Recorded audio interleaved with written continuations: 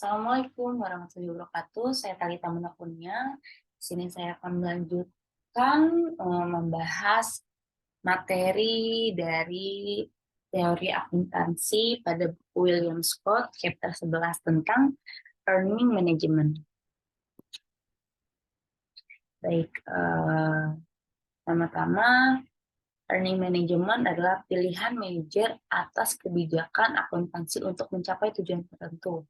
Earning management dipandang dari dua perspektif. Yang pertama itu laporan keuangan untuk mencapai ramalan laba analis dan menciptakan aliran laba yang smooth atau halus dan bertumbuh selama waktu tertentu.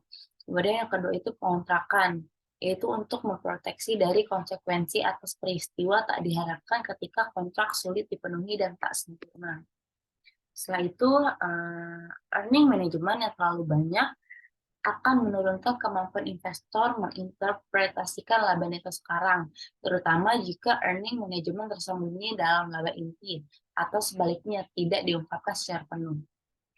Earning management dilakukan melalui pemilihan kebijakan akuntansi dari set kebijakan, contohnya itu seperti GAAP, untuk beberapa kepentingan manajemen. Pemilihan kebijakan akuntansi dapat termotivasi dari dua hal. Salah satunya yaitu pasar efisien dan kontrak, juga oportunisme dan penolakan atas efisiensi pasar. Ini adalah rantai dari organisasi pada earning management. Jadi, diawali dari pola manajemen laba, nanti akan menghasilkan motivasi untuk manajemen laba. Motivasi itu sendiri bisa menghasilkan manajemen laba yang baik atau juga bisa menghasilkan manajemen laba yang buruk. Nanti setelah tahu, ya setelah dievaluasi manajemen laba ini baik atau buruk, baru nanti akan ada keterlibatan atau implikasi dari akuntansi setelah adanya evaluasi. Setelah itu masuk ke pola manajemen laba. Pola manajemen laba ini dibagi menjadi 4, diantaranya itu taking a bet, minimalisasi laba, maksimalisasi laba, dan penghalusan atau smoothing laba. Pada take a bet, contohnya itu selama periode ada tekanan organisasional atau reorganisasi, dan menghapus atau write off aset demi biaya mendatang harapan. Kemudian pada minimalisasi laba, biasanya selama periode profitabilitas tinggi, seperti contohnya di US itu pada pertimbangan pajak, dan sama dengan taking a bet, hanya saja kurang ekstrim. Kemudian pada maksimalisasi laba, selama laba sebagai ukuran bonus, maka penyimpangan dari perjanjian kredit. Dan maksimalisasi ini menggunakan akrual. Setelah itu pada penghalusan laba, selama manajer berharap kompensasi yang besarannya konstan untuk menetapkan kompensasi efisien, dan meratakan laba dapat mengirimkan informasi pihak dalam perusahaan kepada pasar tentang kekuatan laba persisten harapan.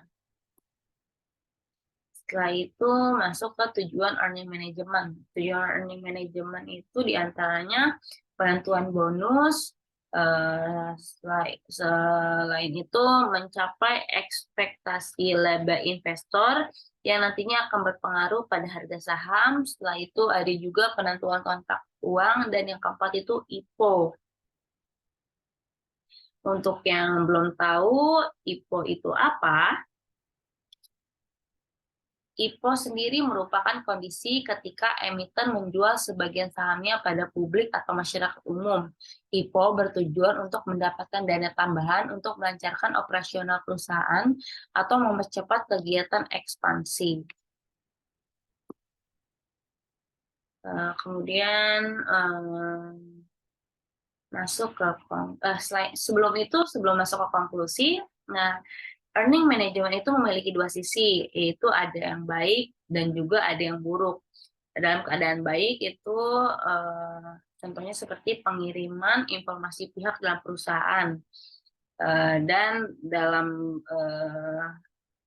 Sisi buruk contohnya itu seperti opportunistic. Perilaku opportunistic itu mengacu pada tindakan spesifik yang dilakukan oleh satu pihak sehingga terjadi pengaturan yang tidak sama atau tidak setara dengan pihak lain yang berhubungan. Oke, mari mulai ke konklusi. Earning management mungkin terjadi karena kenyataan bahwa GAAP tidak secara sempurna membatasi pilihan manajer atas kebijakan dan prosedur akuntansi. Pilihan kebijakan akuntansi itu ada beberapa pilihan kebijakan akuntansi yang diantaranya jauh lebih kompleks dan menantang, dapat memilih secara sederhana dalam menginformasikan yang terbaik untuk investor. Kedua itu sering dimotivasi oleh pertimbangan strategis, contohnya itu mencapai harapan laba, kontrak yang tergantung pada variabel akuntansi keuangan, pajak, penerbitan saham baru, tawaran pengambil alihan, tekanan pesaing potensial, dan rilis informasi dalam perusahaan.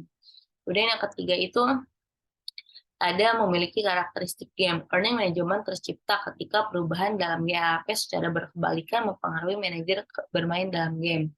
Dan pilihan yang terakhir itu, manajer akan bereaksi melawan perubahan aturan yang menurunkan fleksibilitas pilihan akuntansi manajer. Walaupun menurunkan reliabilitas, earning management berguna jika terjaga dalam batas-batas tertentu, seperti memberi fleksibilitas pada manajer, bereaksi ketika kontrak berat dan tak sempurna, dan memberi media bagi komunikasi kredibel atas informasi dalam perusahaan kepada investor dan bagi kontrak kompensasi efisien. Dua argumen ini konsisten dengan pasar efisien dan versi efisiensi PAT. Banyak manajer menolak potensi komunikasi GAP dengan mendorong earning management terlalu jauh, yang berakibat kekuatan laba persisten dilaporkan terlalu besar, setidaknya secara temporal, karena gagal menerima efisiensi pasar atau karena kemampuan menyembunyikan earning management jelek di balik pengungkapan yang jelek atau buruk karena keduanya. Earning management baik itu bagus atau buruk tergantung pada bagaimana digunakan. Akuntan dapat mengurangi besarnya earning manajemen buruk dengan mengungkapkannya. Pengungkapan ditingkatkan atas pos persistensi rendah dan melaporkan efek dari penghapusan pencatatan atau write off pada laba inti. Sudah selesai, teman-teman. Terima kasih banyak. Kurang lebih mohon maaf. Wassalamualaikum warahmatullahi wabarakatuh.